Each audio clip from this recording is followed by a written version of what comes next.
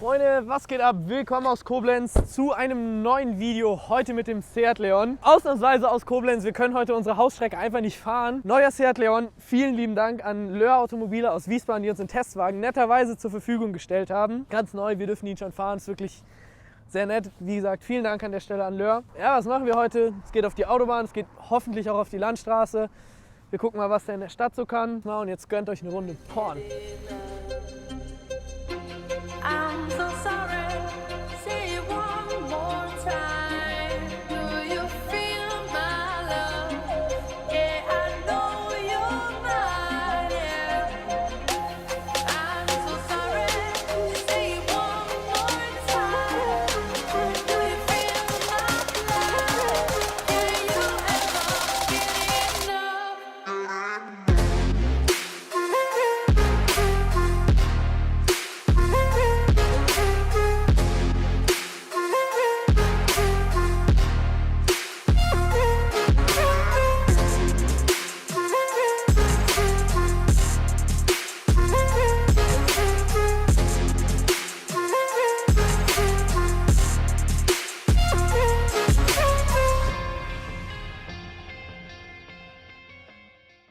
So, gucken wir uns das Auto mal kurz an. Der sieht wirklich mega gut aus. Ich finde diese bisschen hier Scheinwerfer, die gerade so ein bisschen eingelassen sind. Ansonsten auch die Kanten, die Ecken, die stehen im Auto sehr gut.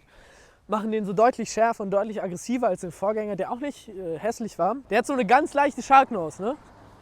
So ganz leicht, wenn man weckt zumindest so ein bisschen den Eindruck durch das spitz zulaufende Design hier. Auf jeden Fall anders als der Vorgänger. Sieht wirklich gut aus. Gefällt mir richtig gut. Lässt den schön dastehen. Auch die Linienführung an der Seite, diese Seitenspiegel, wie die so schön vom Auto einfach abstehen. Ja, steht auf schönen matten Felgen.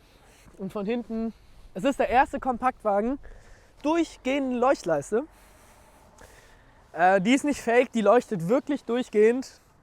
Zumindest in der Ausführung hier. Ich meine, in Serie ist nur ein Reflektor verbaut. Ansonsten da ist auch die Bremse das Bremslicht, das dritte eingelassen. Ja, ansonsten, was ist noch neu? Das steht jetzt in Schreibschrift, früher waren es Druckbuchstaben. Ist so ein bisschen der Kontrast zu dem kantigen Design.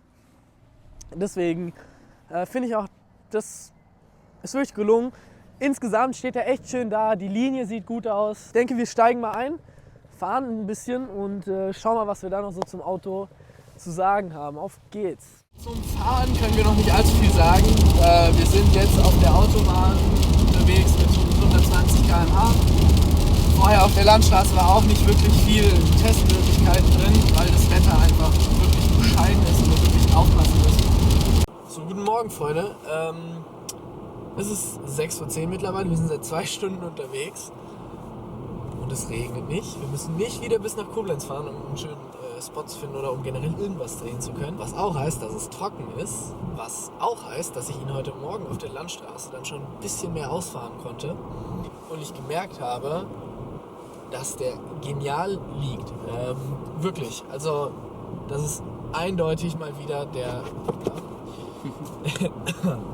sportlichere Golf. Beziehungsweise ich will ihn gar nicht Golf nennen. Er ist von selbst lebendig, er hat von selbst seinen Charakter. Wie der um die Kurven geht, er geht so ein Stück spitzer um die Kurve, er hat ein super Einlenkverhalten, gibt aber gleichzeitig dem Fahrer genügend Feedback über die Lenkung. Wirklich, aber auch die Straßenlage. Sobald man den auf Sport stellt, wird es etwas straffer. Dann merkt man auch richtig. Ja, man merkt's, ne? Ja, vor allem wenn der Kopf auf der Tür liegt. Wenn der Kopf auf der Tür liegt. Hier die 150 PS. Die sind die super Variante für diesen Motor. Für dieses Auto. Zusätzlich mit dem 48 Volt Mildhybrid, die dann nochmal Boost geben und gleichzeitig beim Spritsparen helfen. Jetzt gerade, kannst du mal filmen, ja, jetzt ist es gerade wieder weg. Freilauf stand da jetzt im Drehzahlmesser. Das heißt, der Motor war aus. Ah, nice, also dieses Audi-Ding. Jetzt genau, siehst du? Freilauf steht da. Jetzt ist der Motor aus und das Auto segelt bloß mit dem Mildhybrid-System. So, und jetzt, sobald es wieder berghoch geht, zack. Und ihr merkt nicht, wie der Motor wieder einspurt über den Riemenstarter-Generator. Der begeistert mich und er ist wirklich sportlich. Mal schauen, was der Tag heute noch so bringt. Wir gucken jetzt mal, dass wir ein paar schöne Aufnahmen machen. Alter. Ich weiß nicht, wie schön das in der Kamera gerade aussieht.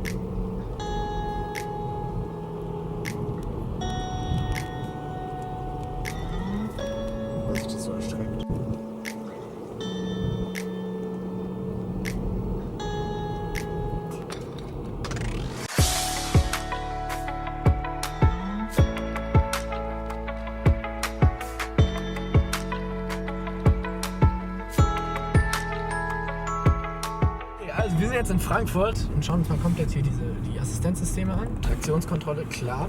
Start, Stopp, auch klar. ACC funktioniert gerade. So, ihr seht, der Abstand zum LKW, er vergrößert sich. Ich habe den Tempomat bei 50 eingestellt. So, er verringert sich. Das Auto bremst von selbst wieder ab. Gleich an der Ampel, wenn die mal rot wird, dann können wir das sehr gut sehen. Dann bremst er bis auf 0 ab. Wenn die Ampel grün wird, drücken wir einfach nur ganz leicht aufs Gas. Also jetzt ist er auch gerade hier. Wenn wir jetzt gleich Gas geben, beziehungsweise sobald das Fahrzeug vorne losfährt, sollte der Motor von selbst anspringen. Ja. Fahrzeug fährt los. Der Motor springt an. Wir drücken kurz aufs Gas.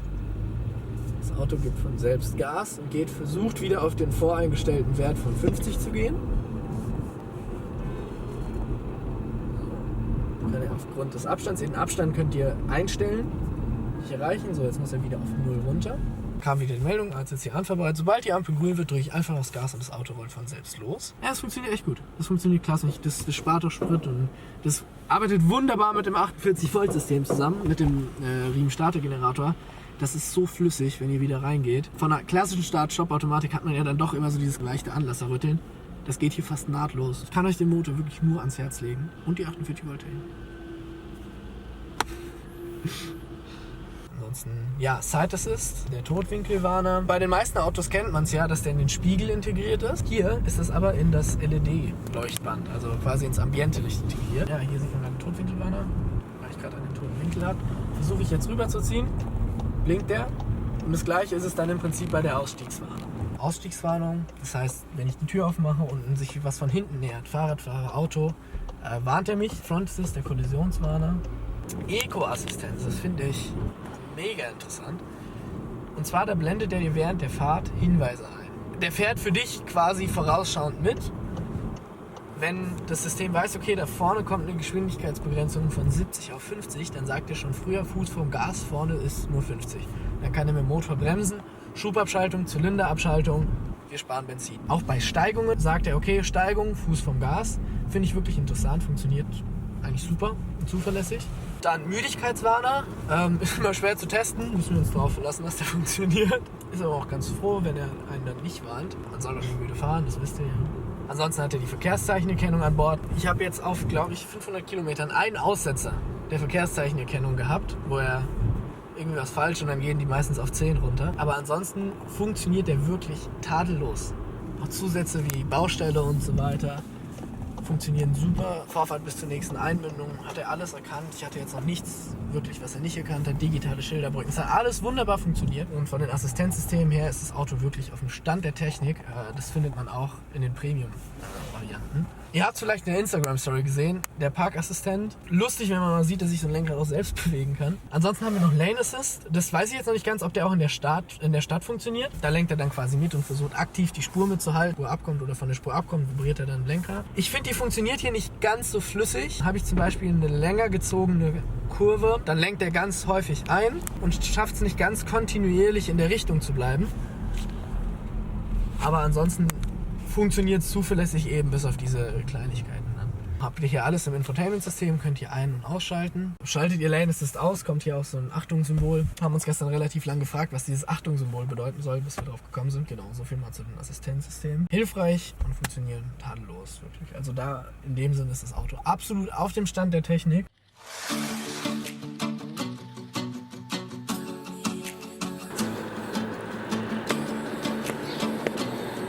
Mal gucken, ob wir hier aufs Feld kommen.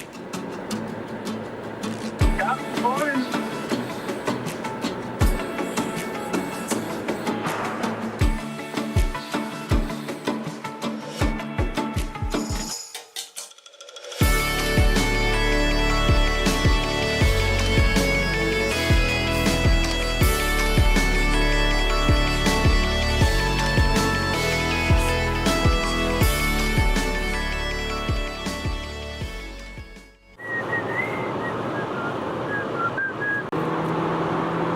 Also die DSG, die schaltet super schnell. Ja. Und wenn sie soll, dann schaltet sie auch super sportlich. Auf der Landstraße, der Befehl über die Schaltwippe, der kommt flott. Ich kann euch leider gerade nicht angucken, ich muss nach vorne schauen, nicht wundern. So, das war jetzt gerade 130 auf 185. Also die Getriebeabstimmung gefällt mir super, die ist super in dem Auto. Passt perfekt zum Motor. Mit dem könnt ihr auch mal auf der Autobahn links fahren. Die 200 holt er sich relativ locker. Verbrauch ist dann natürlich eine andere Frage. Aber auch in Kombination mit dem 48 Volt Mildhybrid-System ist das der Motor der Wahl. Besonders wenn man den vielleicht auch als Langstreckenauto einsetzt, was bei der Kombi-Variante beim Sportstourer, der dann ja mit den gleichen Motoren kommt, durchaus mal der Fall ist, oder als Familienauto, womit man vielleicht mal in Urlaub fährt, empfehle ich dringend den 150 PS ETSI-Motor. Flott wieder nach vorne. So, wir machen gerade eine kleine Pause. Das heißt, wir gucken uns jetzt mal das Infotainment-System von dem Auto an. Die zentrale Neuerung ist, neben der Tatsache, dass jetzt alles komplett serienmäßig digital ist, das Olla-Olla-Sprachsystem. Ich sag's nicht zu laut. Wie kann ich helfen? Ja, Abbruch. Abbruch. Genau, also die Sprachsteuerung. Ansonsten finde ich es insgesamt ein bisschen schwer, sich da zurechtzufinden. Wie gesagt, das Auto hat sehr wenig Knöpfe. Es hat minimal wenig Knöpfe. Fängt nämlich schon da an, dass wir hier nur noch so Touchbars, so Touchslider haben für Klimatisierung. Der hat nämlich eine 3-Zonen-Klimaautomatik. Das heißt, vorne 2 Stück und hinten eine. Und vorne die Slider, das sind auch so Touchbars. Das heißt, entweder wenn ich von links nach rechts wische, wird es höher. Wenn ich das beim Fahren bedienen möchte, finde ich das wenig. So, da kommt nichts haptisch rüber und irgendwie so gar kein Feedback. Und nachts, ich bin gestern nachts gefahren, habe ich es auch nochmal aufgenommen, habe ich es auch gesagt, du siehst es nachts nicht, das leuchtet nachts nicht. Ist blöd zu bedienen. Das gleiche gilt für diesen Volume-Regler, da hätte ich mir einfach einen Drehregler gewünscht wieder. Das hätte genauso gut ausgesehen und wäre noch dann deutlich besser zu handhaben gewesen. Einfach ein paar Knöpfe, die hätten im Auto auch super gestanden, weil es ist von innen ein schönes Auto und da könnten noch hier im Mitteltunnel noch ein paar Knöpfe liegen. Ansonsten reagiert es ganz gut auf Touchbefehle. Finde ich, ist so eine zweigeteilte Sache. Wir haben einmal hier das komplett digitale Instrumentendisplay, das mega gut funktioniert. Ist super aufgelöst, hat in seinen View-Optionen, finde ich eigentlich alles, was man braucht, läuft wirklich flüssig, hat uns jetzt nicht einmal irgendwie im Stich gelassen. Und dann kommt hier der zentrale Multimedia-Bildschirm. Da hatten wir jetzt das Problem, dass es teilweise ein bisschen gebuggt hat. Aber wir müssen sagen, das ist auch eine Sache von Updates so ein bisschen. Ne? Das System steht am Anfang, das kann man durch Updates alles beheben. Aber generell die Menüführung ist ein bisschen friemlich. Da muss man sich auch so ein bisschen einfinden, bis man auch die Subkategorien und so weiter gefunden hat. Du kannst einen Großteil auch übers Lenkrad einstellen. Aber ansonsten finde ich es optisch teilweise nicht so gut gelöst. Wie gesagt, muss man sich dann echt ein bisschen einfinden. Ansonsten hat man hier wie so einen Homebildschirm, wo ich mal sagen meine, so die wichtigsten Widgets hat. Apple CarPlay, Android Auto hat es sogar wireless. Es hat es sogar wireless. Stimmt. Danke, Yoshi. Was ich für ein Auto der Klasse auch mega cool finde. Also wie gesagt, von den Multimedia-Funktionen und von den Assistenzsystemen ist es absolut auf Höhe der Zeit. Wir haben auch hier nahezu die fast voll ausgestattete Version. Steht hier für 35,6 oder 36,5. Weiß ich gar nicht, aber irgendwas so Mitte 30.000. Das hätten sie, wie gesagt, ein bisschen besser lösen können. Dann vielleicht doch einfach ein Pack. Ja, nice ist die induktive Ladebox hier. Handy einfach nach unten reinschieben, dann lädt's auf. Kriegt man hier noch eine Meldung, das mobile Gerät wird geladen. Also Infotainment ist eigentlich insgesamt auch schon fast mein einziger Kritikpunkt an dem Auto.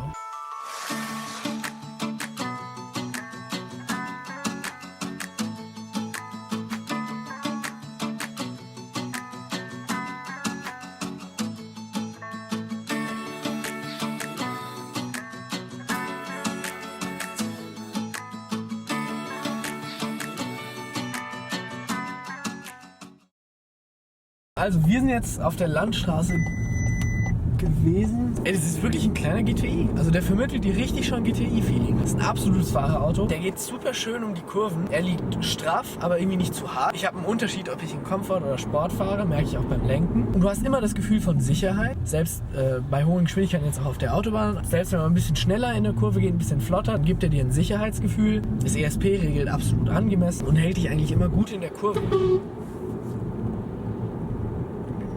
Okay. Genau, also der geht super geil um die Kurven und ist so ein kleiner GTI.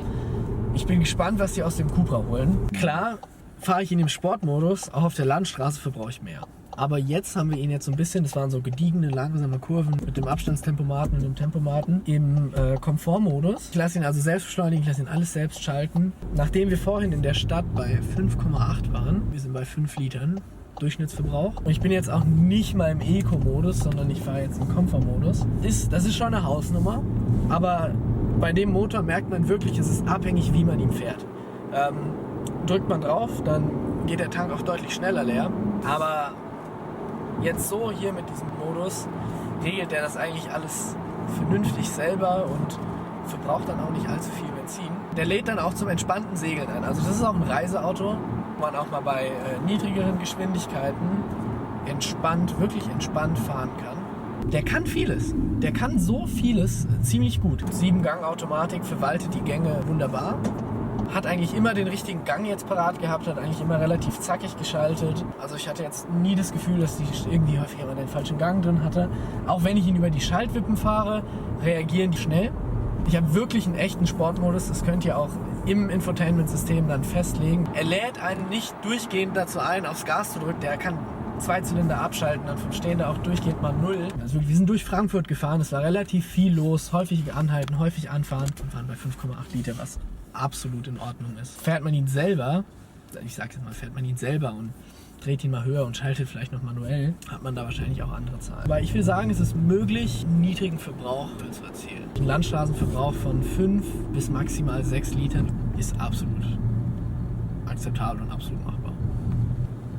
So Leute, unser Leon musste jetzt leider zurückgehen. Ich fahre den jetzt gleich wieder zu Löhr. An der Stelle nochmal wirklich vielen lieben Dank, dass die uns den Leon für 2 Tage zur Verfügung gestellt haben. Kommen wir zum Fazit. Ich finde es schade, dass ich das Auto wieder abgeben muss. Seat hat ein richtig gutes Auto abgeliefert, haben die wichtigsten Sachen hinzugefügt und es ist wirklich ein richtig schönes Auto geworden. Uns ist gerade mal aufgefallen, wie geil allein die Spiegel sind, hübsche Felgen, also auch die Details an dem Auto passen. Technisch 150 PS Motor passt total in das Auto rein, in Kombination mit der 7-Gang DSG, die eine richtig gute Arbeit leistet. Ja, der geht super schnell voran, geht richtig zackig um die Kurven, macht richtig Spaß, hat richtig Temperament. Also wir sind richtig gespannt, was Cupra dann da noch abliefern wird. Was uns nicht so gut gefallen hat, war bei dem Auto, wie kann man es bedienen? Wie kommen wir in die einzelnen Funktionen im Cockpit? Das lief einfach nicht so gut, es war ein bisschen verschachtelt, aber ansonsten sind wir insgesamt echt von dem Auto überzeugt, weil es ansonsten echt abliefert. Also kriegt eine klare Kaufempfehlung von uns. 36.000 € ist ein guter Preis. Genau, ich fahre es jetzt zurück. Also war es das von uns an der Stelle. Ich hoffe, euch hat das Video gefallen. Vielen Dank fürs Zuschauen. Vergesst nicht, abonnieren, liken, folgt uns auf Instagram, shared das Video. Ciao, haut rein.